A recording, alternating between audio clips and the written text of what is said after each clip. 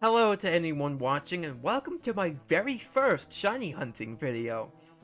And in this video, I'm going to give you a complete start to finish guide on how to shiny hunt inside of the Battle Pike.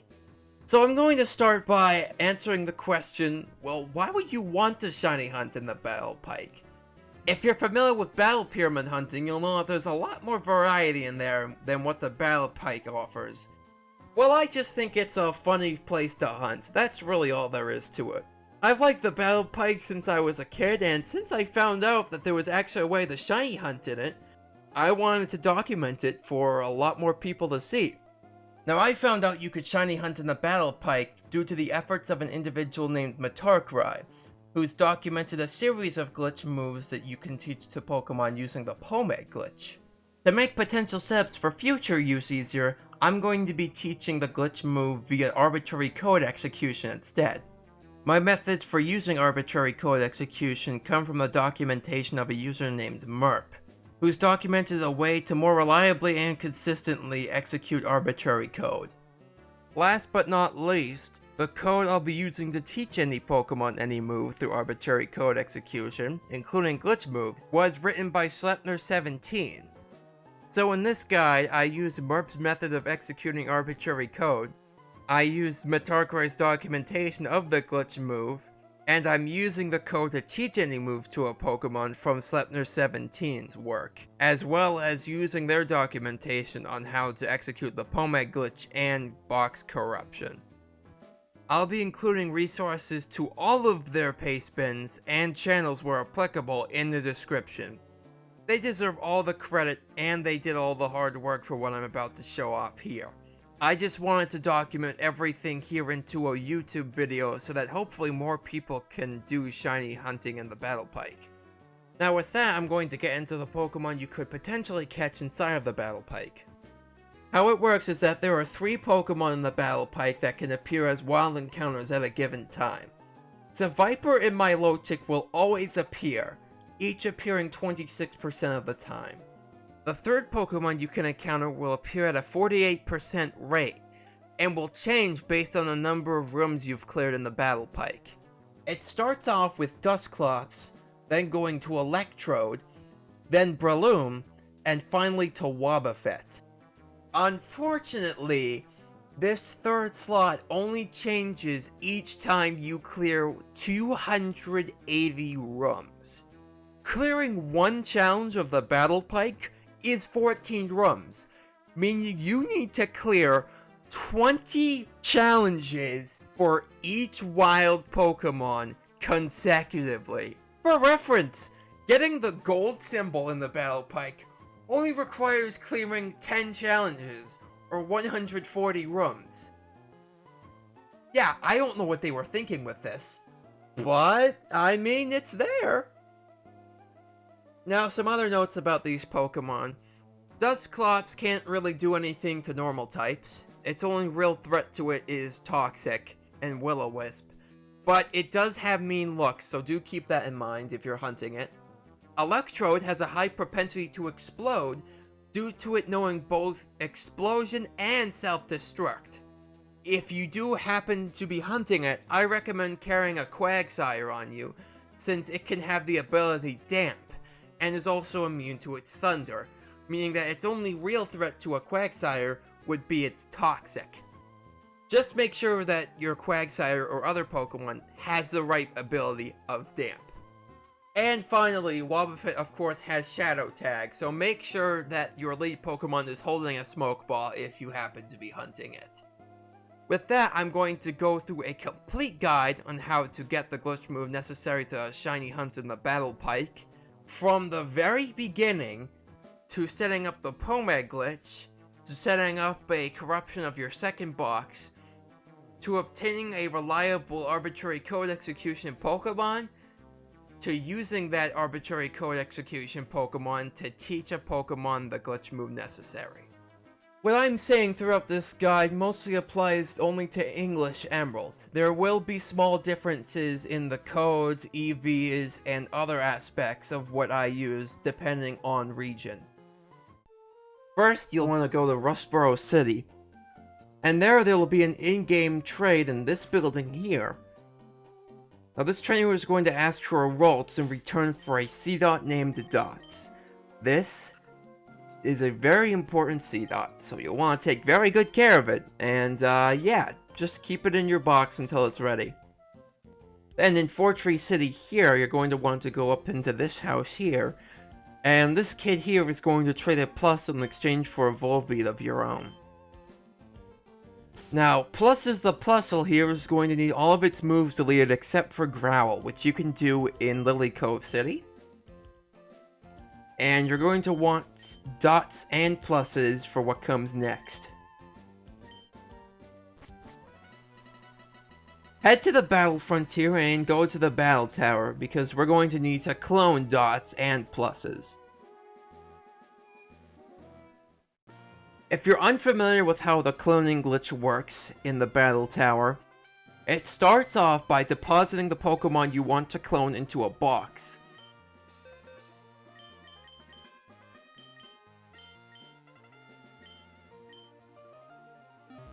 Once the Pokemon you want to clone are put away, you're going to want to save the game.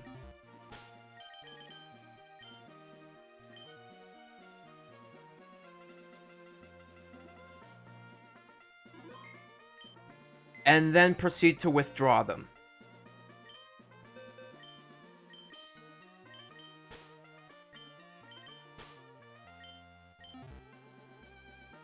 Then you'll want to go to the attendant in charge of Link multi-battle rooms, and then proceed to enter the challenge.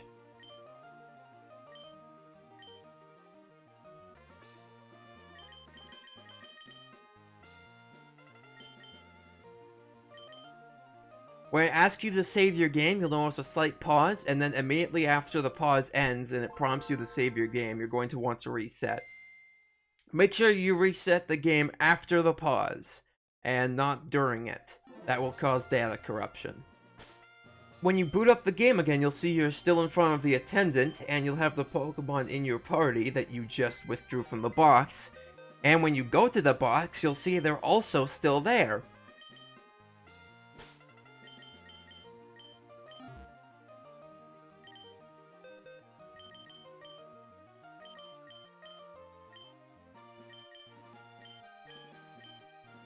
You're also going to want to clone pluses up to 5 times so that you have 1 safe copy of pluses as well as 5 clones that we're going to need for this method.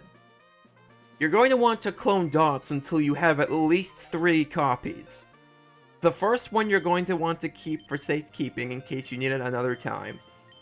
The second one is going to go into box 10, slot 19, so at the start of the 4th row. The last copy of dots we're going to need to EV train.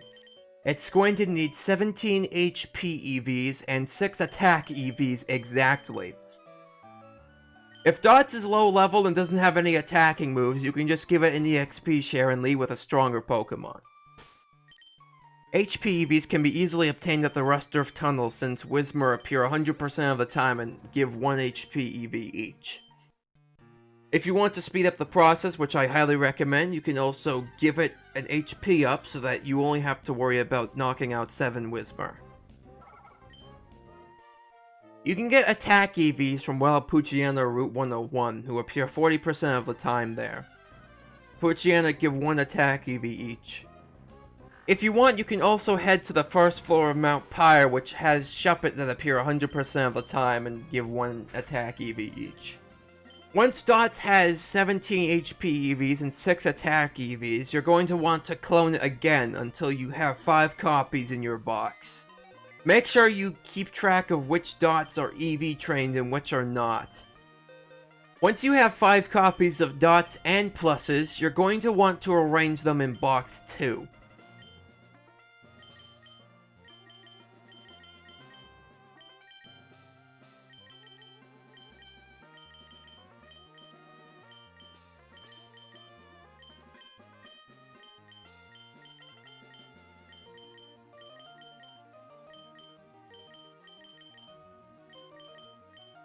Arrange them in box 2 like so. Now we need to prepare for the last few Pokemon we'll need to start the glitch. First of all, you're going to need to get a Pokemon that you don't mind getting rid of. This will serve as basically a sacrifice. Here I'm just catching a wild Poochyena, but you can use just about anything.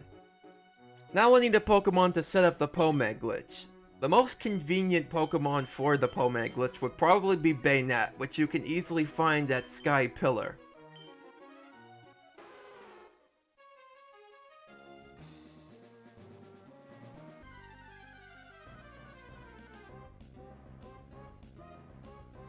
When you catch a Banette, make sure that its HP stat is even. This is going to be important for what we do next.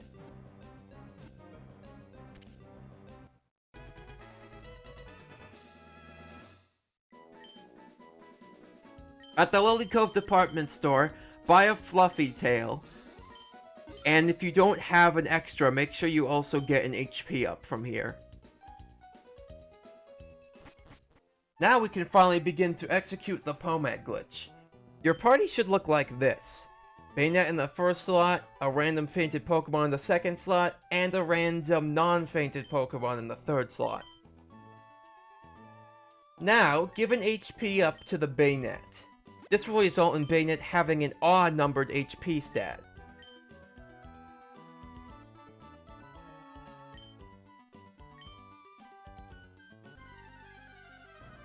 Now enter a wild battle and use Curse.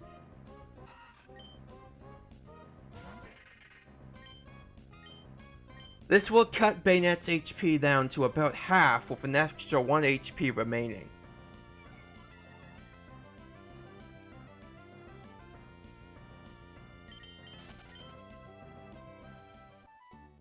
Enter a second wild battle and use Curse again, so that Banette's HP is at exactly 1.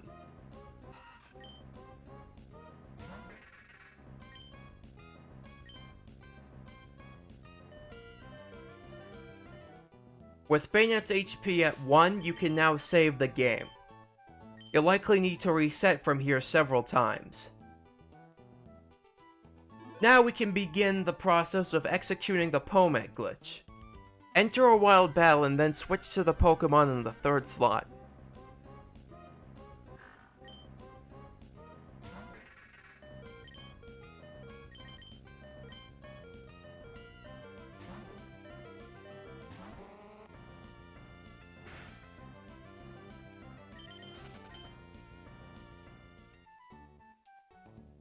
Now go to the nearest PC and deposit the Pokemon in the third slot in a safe box.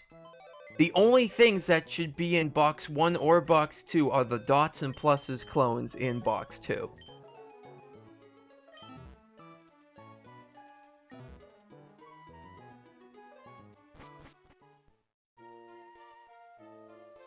Go to the nearest tall grass and use a Pomeg Berry on Banette.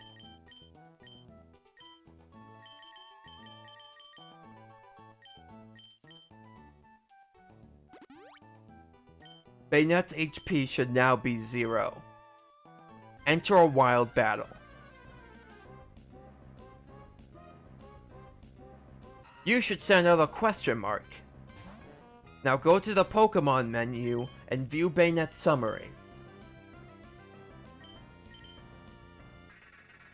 Close the summary menu and then hold up for about 2 seconds. This will corrupt the box data in the first 2 boxes. Use a Fluffy Tail to escape the battle without whiting out. Return to the PC and check box 2. The Pokemon in box 2 should have been corrupted. There will be a few outcomes to this. What we're looking for is for Dots to have turned into an egg with Pokerus that is about to hatch. Here you can see I get a Dots egg, but it is not the kind we're looking for. So I'll have to reset and try again. So keep repeating the Pomeg Glitch and corrupting the box using the process we went over until you find in your PC a Dots egg with Pokerus. As you can see here, I was able to find what I was looking for. You can see that Dots has become an egg with Poke Rust, and you can see that it's about to hatch. So you're going to want to keep this egg safe for the time being, but you might be wondering what to do about the bad eggs or otherwise undesirable eggs that we may have gotten during this process. First of all, you can save the game now that you have the egg we're looking for. And now we can go back to the battle tower and do a similar process to what we did before. However, instead of cloning the eggs, we're going to be deleting the eggs. To do this, we can simply withdraw the eggs from the box, making sure you have 2 different Pokemon in your party, and then saving the game.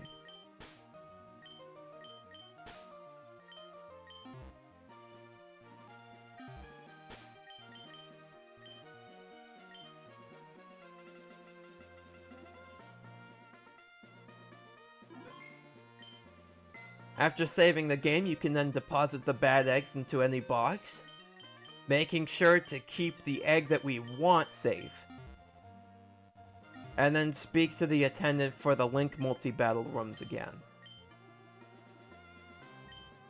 Just like before, after you've selected Pokemon for entry and are asked to save,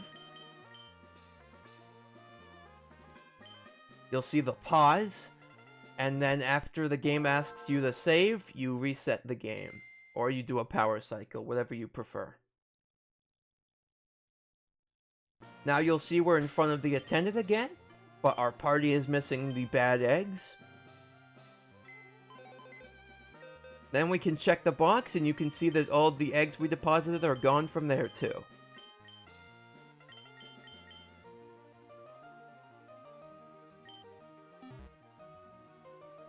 Now we're going to use the corrupted Dots egg to perform arbitrary code execution. First of all, make sure that boxes 11 to 14 are empty. To be safe, make sure that box 10 is also empty aside from this copy of Dots. And then proceed to name the boxes the names that I give here. If you would prefer to look at this in text form, I've included Merp's pastebin in the description.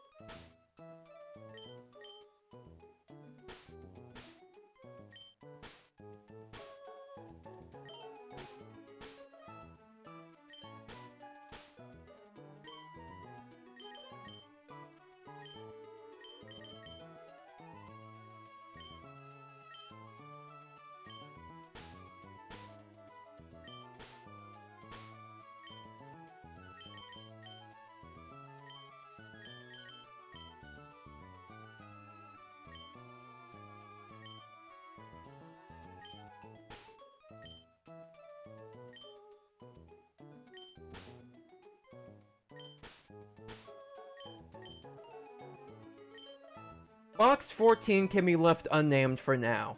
Just make sure that all the other boxes were named correctly.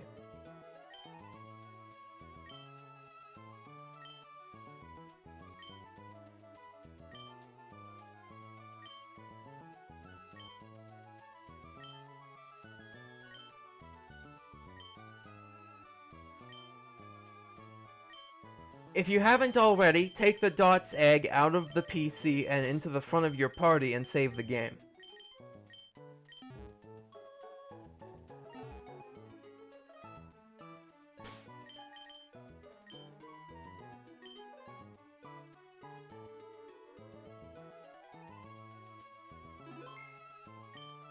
And now we can proceed to hatching this Dots egg.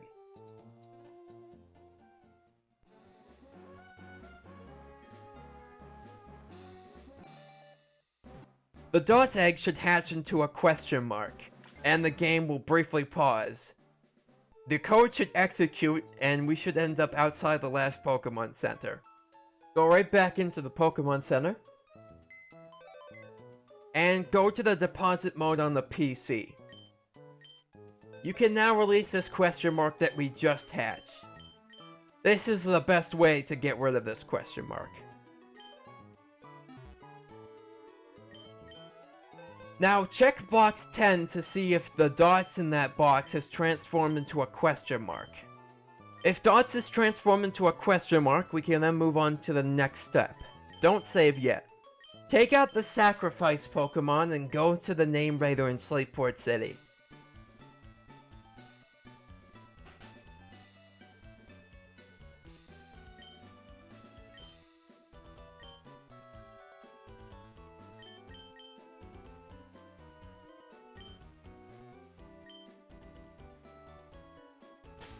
In English Emerald, you'll be naming the Pokemon this series of letters, numbers, and symbols.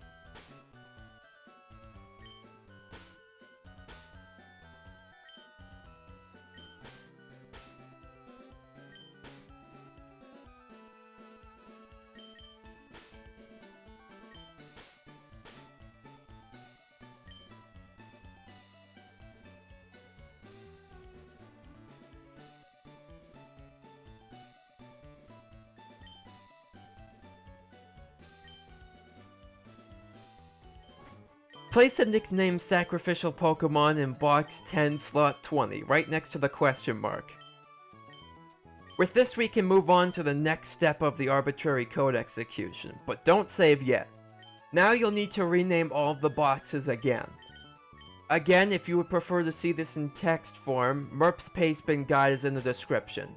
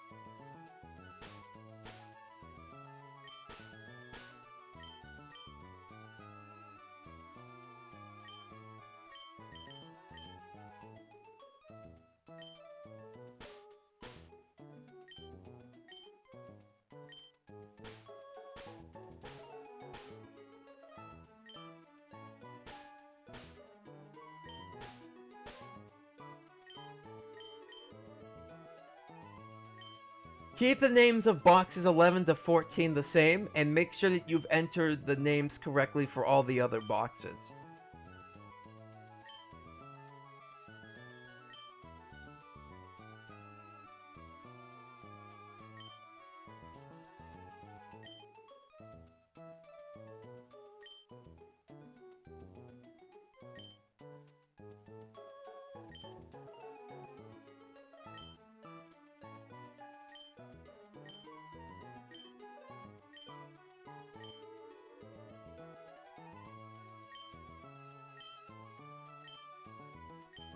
Once you verify that the box name codes have been set up correctly, you can now view the summary of the question mark in box 10. The game will stop and you should end up outside the last Pokemon Center.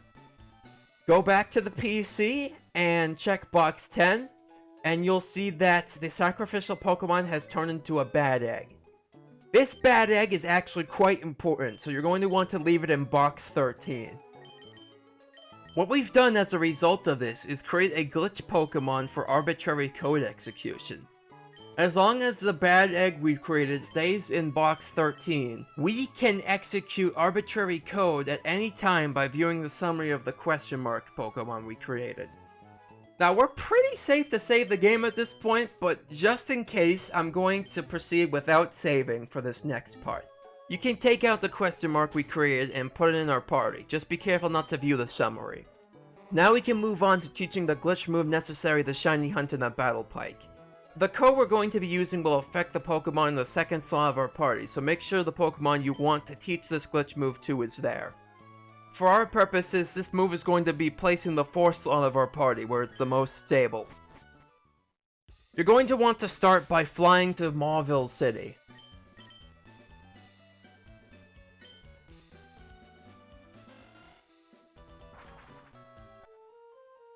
Enter the Pokemon Center and go to the PC.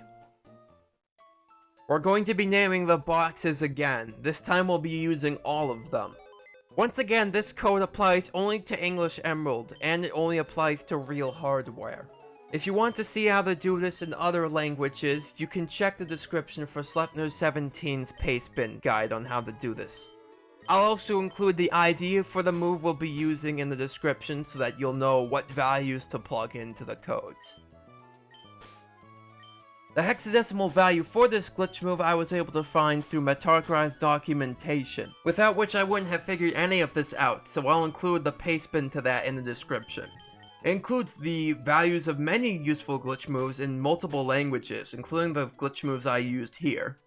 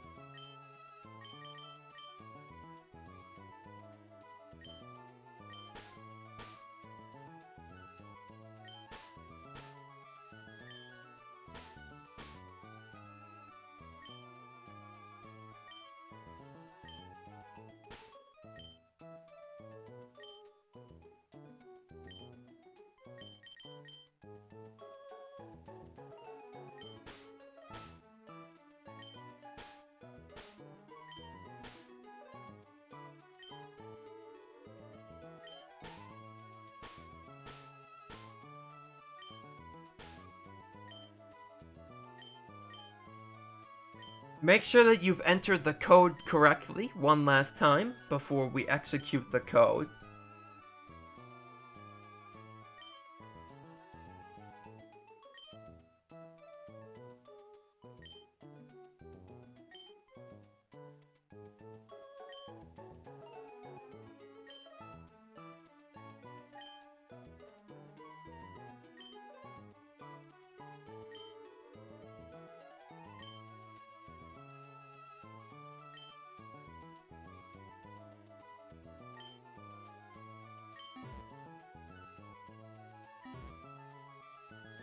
And if I was saving after getting the arbitrary code execution Pokemon, I would save right here. But for the purposes of this video, I'm not going to do that, just to make sure that what I'm doing is working correctly.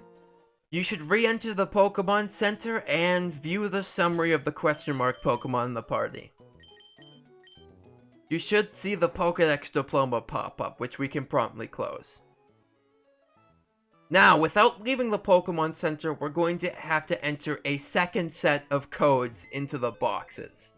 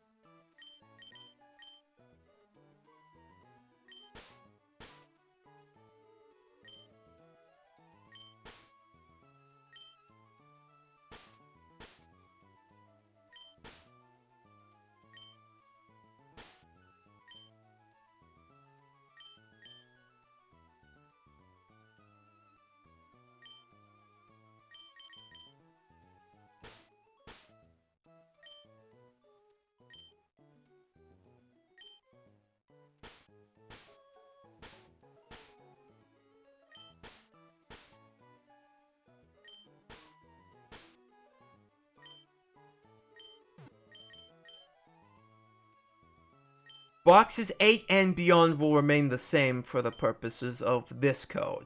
But do make sure that you enter the code correctly one last time before we execute it.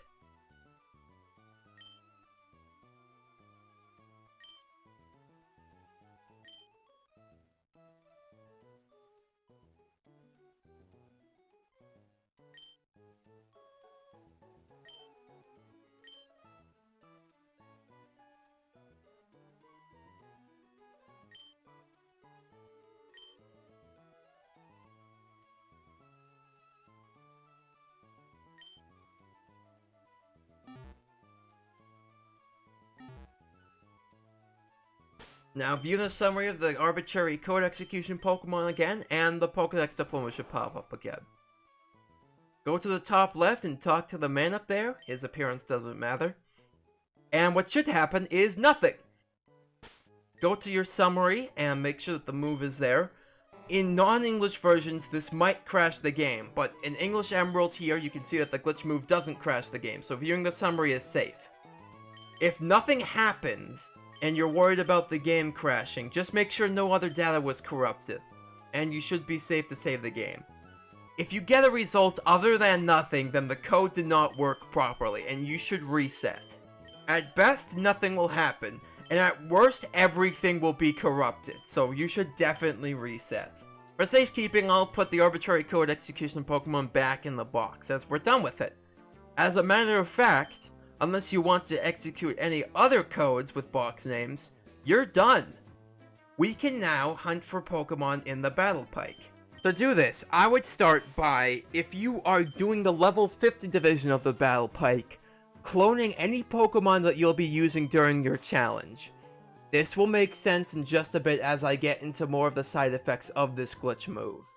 If you'll be entering the open level division of the challenge, or your Pokemon are all level 100, or you otherwise don't care about your Pokemon's level, you don't have to do any of the cloning.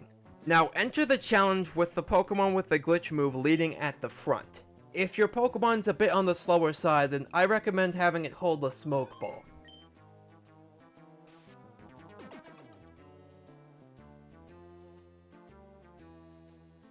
Now we'll need to find the wild Pokemon room for the hunt. Talk to the maid before deciding on each room to enter. If she says it has a distinct aroma of Pokemon wafting about it, then there is a 50-50 chance that it'll be the wild Pokemon room. When we open the fight menu with the Pokemon with the glitch move, what effectively happens is that the game is confused into thinking that the current battle is a standard wild battle. This will apply to pretty much any kind of battle, including trainer battles. And we're also gaining experience from Pokemon we knock out as if this was just a regular wild Pokemon. Not to mention the entire battle has been turned from a double battle into a single battle. One final important thing to note about this glitch move is that we don't use it ever. The very act of opening the fight menu is what triggers the effects that we want. Trying to use the move will soft lock the game.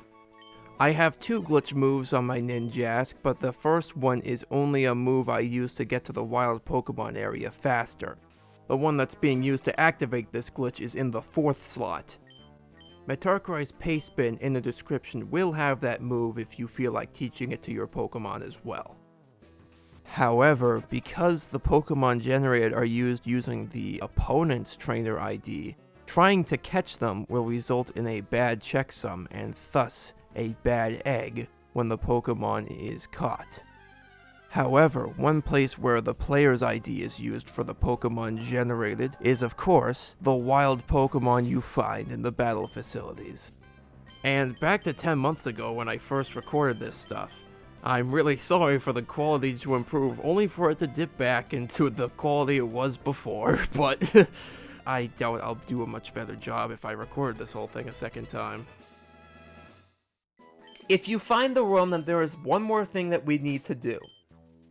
As it is now, when we catch wild Pokemon, they'll be added to our party. Since they're in our party, they'll be erased once the challenge ends. To remedy this, all we have to do is catch 3 Pokemon so that our party is full. Once we have a full party of 6 Pokemon, any subsequent Pokemon we catch will be added to our box instead.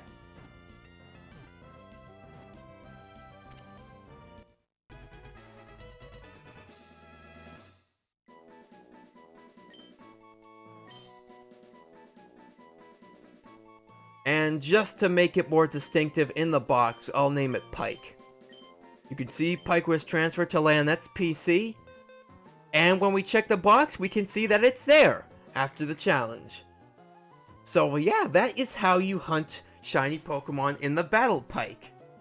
Again, I'm going to give all the credit to this to Merp for the documentation on arbitrary code execution, Metarkrai for the documentation on the glitch moves, including the one necessary for this hunt, and Sleipnir17 for the documentation on the arbitrary code execution to teach moves to Pokemon. They are the ones who did all of the hard work. I just wanted to show it off to more people.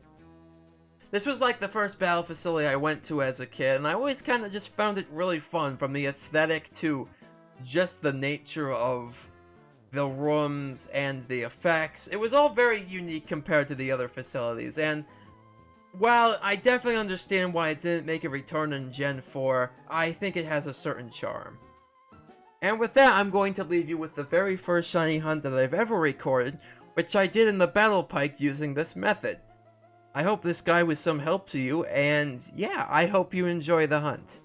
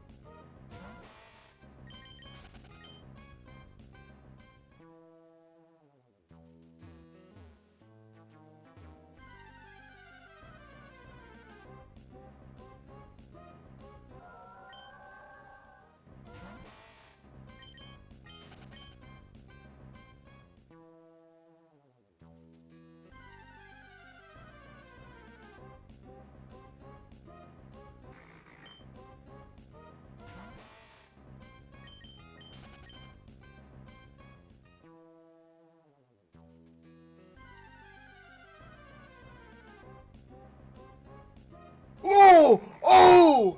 Oh! Whoa! Whoa! Whoa, that was fast!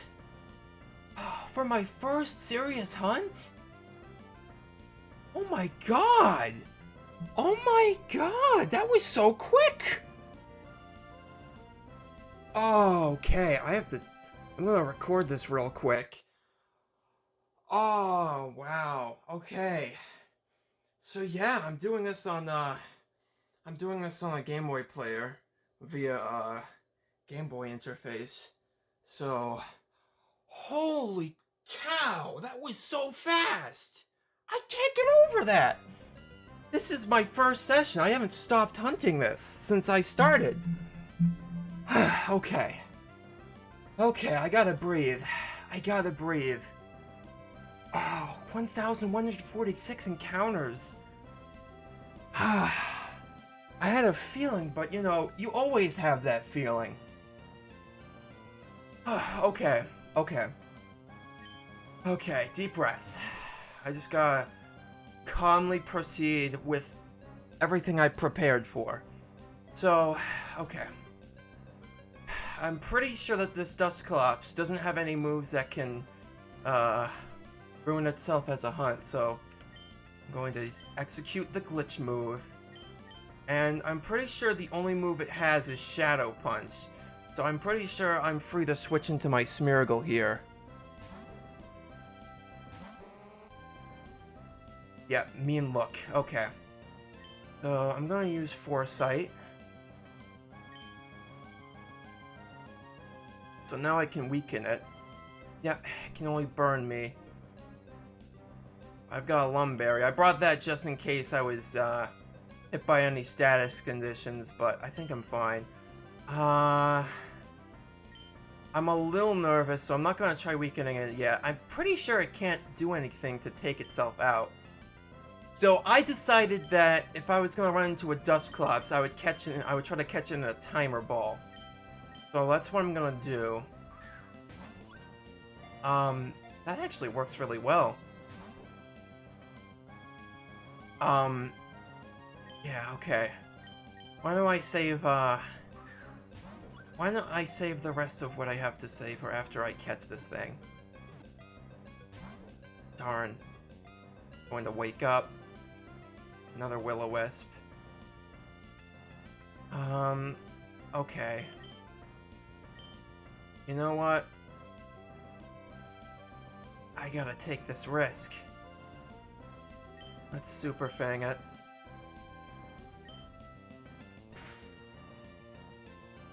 Okay, it's still asleep. I don't think it's packing curse or anything. I'm pretty sure that the moves it has just exist to really hamper your progress inside of this facility.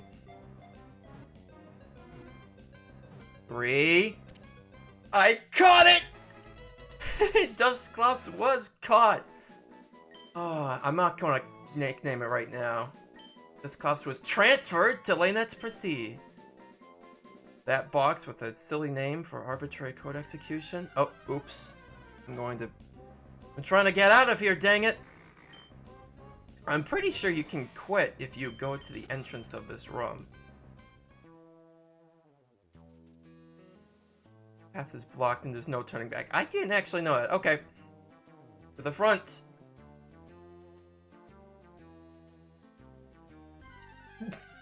I thought maybe I could escape without it. Theoretically, I could keep hunting here, but I'm not going to do that. I mean, if I want to, I can just come back. Alright, let's get out of here. No. I would not like to save my challenge. I wish to retire. Now it just ended. He's going to save for me. I'm going to save again just because I'm deadly terrified. This is like, oh my goodness. This is like my first, like, serious hunt in Gen 3. Like, I've casually reset for, like, for a shiny before. Like, a shiny Torchic before, but, oh, there it is. Shiny Dusclops. It's a lonely nature. I was gonna guess, like, Hardy. I didn't actually say that, but, yeah, level 5, man at the Battle Frontier. Yeah, okay, that's what I thought. I got a little nervous just because, you know, first serious hunt and all. I can't believe that was that fast. I was hoping for a good, quick hunt, but I didn't think I was actually going to get it. So, yeah, I'm pretty sure I explained this at the start, but, Dusclops is one of the Pokemon that will change depending on how many rooms you've cleared. So, if I wanted to now, if I wanted to return to the Battle Pike, which I think I do, I can advance another 200 floors, or 280 floors, and then I can do it again with the possibility of getting a shiny Electrode, in addition to my Milotic and Seviper, since I didn't get either of those. So, I think that's what I'm going to do. That means I'm going to have to probably do the Battle Pike properly sometime. But I'd be up for that.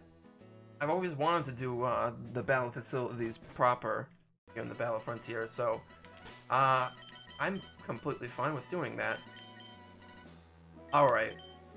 Why don't I go show this off? I'll show it off around here. Can't believe this. As I've said, I'll have the resources to many of the YouTube channels and paste bins and videos that I use to even accomplish this hunt. Normal Wingull, shiny Dusclops. Oh man. One more time.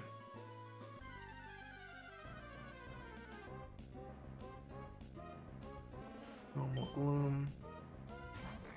Shiny Dusclops. Man. Alright. But yeah, I'll have all the resources I used, all the videos I looked at that helped me find this stuff, and I'll also do my best to leave some notes in the description for what moves you should be looking for. The glitch move that's on my Ninjask here in the 4th slot, and how to get that move so that you can do this hunt for yourself if you want. Alright, with that said, take care, and actually, I'll see you for the Coliseum showcase of this shiny.